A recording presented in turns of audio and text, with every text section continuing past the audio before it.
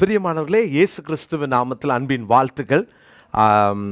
UG அல்லது PG பண்ணிகிட்ருக்கிற பிள்ளைகள், ஒருவேளை ஐஏஎஸ்க்கு நான் படிக்கணும் அப்படின்ற ஒரு ஆர்வமும் தரிசனமும் இருக்கும் என்றால், அப்படிப்பட்ட அதாவது செகண்ட் இயர் அல்லது தேர்ட் இயர் ஃபைனல் இயர் படிக்கிற பிள்ளைகளுக்காக நம்முடைய ஐஏஎஸ் அகாடமியில் சனிக்கிழமைகளில் சாயங்காலம் 2.5 மணி நேரம் நாங்கள் ஒரு யூபிஎஸ்சி ஆயத்த வகுப்புகளை நாங்கள் நடத்துகிறோம். இது 1 வருஷம் கோர்ஸ் தான். எனவே செகண்ட் இயர் தேர்ட் இயர் படிக்கிற பிள்ளைங்க இதில் கலந்து கொள்ளலாம். அது மாத்திரமல்ல, இந்த 1 வருஷமும் உங்களை ஆயத்தப்படுத்தி இதை முடிஞ்ச உடனடியாக ப்ரிலிம்ஸ்க்கு ஆயத்தப்படுத்துவதற்கும் நாங்கள் ஆயத்தமாக இருக்கிறோம். கீழே காண்கிற ஃபோன் நம்பரை தொடர்பு கொண்டு அப்ளிகேஷன் ஃபார்ம் நிரப்புங்க. எவ்ரி சாட்டர்டே ஈவினிங்ஸில் தான் அந்த 2.5 மணி நேரம் நடக்கும். ஸோ தரிசனம் உள்ள வாலிபர்கள் உடனடியாக தொடர்பு கொள்ள அன்போடு கேட்டுக்கொள்கிறேன். God bless you. அன்பு சகோதர சகோதரிகளே, இயேசு கிறிஸ்துவின் நாமத்தில் அன்பின் வாழ்த்துக்கள். மோசே ஒரு பலிபீடத்தை கட்டி அதற்கு யெகோவா நிசி என்று பெயரிட்டான். யாத்திராகமம் 17ஆம் அதிகாரம் 11ஆம் வசனம். இந்த யெகோவா நிசி என்று அவன் பெயர் வைத்து, ஆண்டவர் என்னுடைய ஜெயக்கொடி என்று சொல்லி அவன் கர்த்தரை மகிமைப்படுத்துகிறான். ஆனால் இந்த வெற்றி தலைமுறை தோறும் தொடர வேண்டும். ஏன்னா இந்த யுத்தம் தலைமுறை தோறும் நடக்கும்னு சொல்லி நம்ம ஏற்கனவே வேதத்தில் வாசித்திருக்கிறோம். எனவே ஆண்டவர் இந்த யுத்தம் தேவனுடைய யுத்தம் என்று சொன்னபடியினால நம்ம கவனமாய் இதை கையாள வேண்டும். ஆவிக்குரிய வாழ்க்கையில் சோர்ந்து போகிற நேரமெல்லாம் ஏசாவின் சந்ததியில் வந்த இந்த அமலேக்கியன் அவன் மேற்கொண்டு விடுவான். அதனால தான் நிறைய பேரால் எழும்ப முடியாமல், பிரகாசிக்க முடியாமல், வாழ்க்கையில் தோற்று போகிற அநேக அனுபவங்களை பார்க்கிறோம். இதை கேட்டுக்கொண்டிருக்கிற எனக்கு அருமையான தேவனுடைய பிள்ளைகளே, நீங்கள் தோற்று போவது தேவனுடைய சித்தம் இல்லை. அதனால தான் மோசே எப்படி அந்த அமலேக்கியனை மேற்கொண்டான் என்பதை தியானித்து வருகிறோம். ஒருவரோடு ஒருவர் என்ற தலைப்பில் தொடர்ந்து தியானித்தோம். நேற்றைய தினத்தில் மோசையின் கை தளர்ந்து போன போது, அப்போது தளர்ந்தால் கீழே இருக்கிற அமலேக்கியன் மேற்கொண்டு விடுவான். நீங்கள் உறுதியாக இருந்தால், உங்கள் கை உறுதியாக இருந்தால், அந்த கீழே இருக்கிற அமலேக்கியன் அவன் தோற்று போவான். அப்போது நம்முடைய உறுதித்தன்மையில் தான் அமலேக்கியனுக்கு ஜெயமா தோல்வியா என்பதை குறிக்கிறோம். எனவே நாம் உறுதியாக இருந்தால் அமலேக்கியன் தோற்பான். நீங்கள் உறுதியோடு இருக்கிறீங்களா? உங்கள் வாழ்க்கையில் அந்த உறுதியை விட்டுறாதீங்க. எதிலே உறுதியாக இருக்கணும், எப்படி உறுதியாக இருக்க முடியும், இதை நம்ம வேதத்திலிருந்து தியானிக்க போகிறோம். இன்றைக்கு ரூத்தின் சரித்திர புஸ்தகம் 1ஆம் அதிகாரம் 18ஆம் வசனத்தை நான் வாசிக்கிறேன். ரூத் 1:18. அவள் தன்னோடே கூட வர மன உறுதியாக இருக்கிறதை கண்டு அப்புறம் அதை குறித்து அவளோட ஒன்றும் பேசவில்லை. ரூத்தை குறித்து இங்கு வாசிக்கிறோம். ரூத்தினுடைய அனுபவத்தை குறித்து வாசிக்கிறோம். அவள் அனுபவம் என்ன? இந்த மாமியோடு கூட, நகோமியோடு கூட வர மன உறுதியாய் இருந்தாள். அதை அவள் பார்க்கிறாள். பாருங்க, ஓர்பாலும் ரூத்து 2 பேருமே இந்த மோவாப் தேசத்திலிருந்து பெத்லெகேமுக்கு புறப்பட்டுட்டாங்க. ஆனால் இவர்கள் புறப்பட்டு கொஞ்ச நேரத்துலலாம் அந்த மாமியாகிய நகோமி அவர்களோடு கூட பேசி கொஞ்சம் சமாளித்து இந்த ஓர்பால் அனுப்பி வச்சுட்டா. ஆனால் ரூத்தோ மன உறுதியாக இருந்தால், பிரியமானவர்களே, இந்த மன உறுதி தான் நமக்கு ஜெயத்தை கொடுக்கும். மன உறுதி. ஓர்பாலின் சரித்திரம் அதோடு முடிந்து போனது.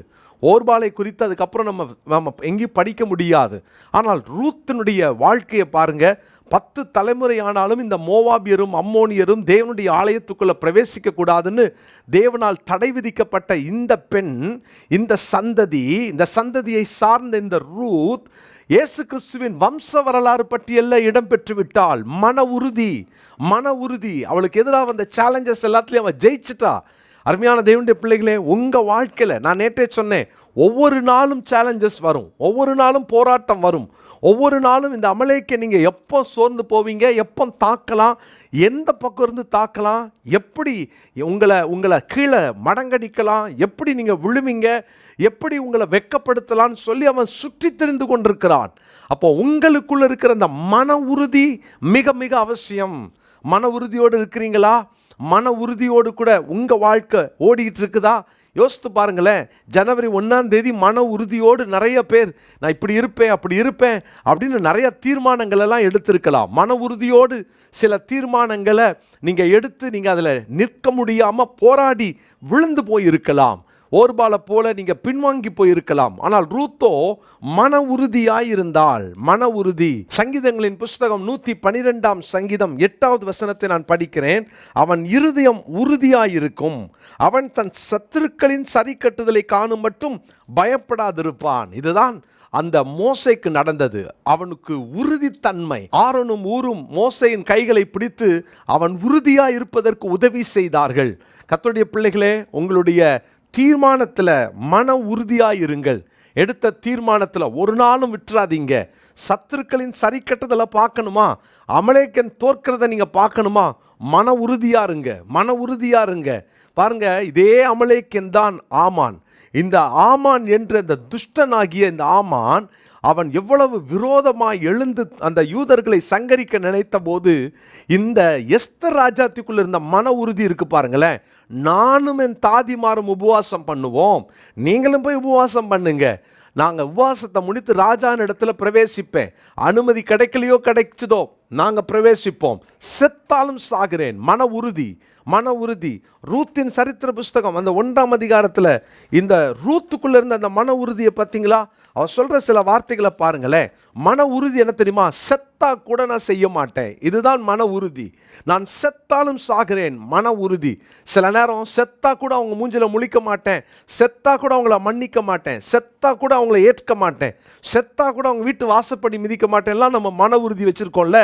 இது சத்துருக்களுக்கு மகிழ்ச்சியை கொடுத்து இந்த மாதிரி தவறான மன உறுதி நாம் தோற்கிறதற்காக காரணமாக மாறிவிடும்.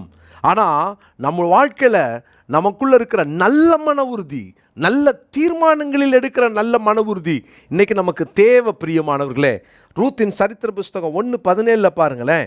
நீர் மரணம் அடையும் இடத்தில் நானும் மரணம் அடைந்து அங்கே அடக்கம் பண்ணப்படுவோம். மரணமே அல்லாமல் வேறொன்றும் உம்மை விட்டு என்னை பிரித்தால் கர்த்தர் அதற்கு சரியாகவும் அதற்கு அதிகமாகவும் எனக்கு செய்ய கடவர்.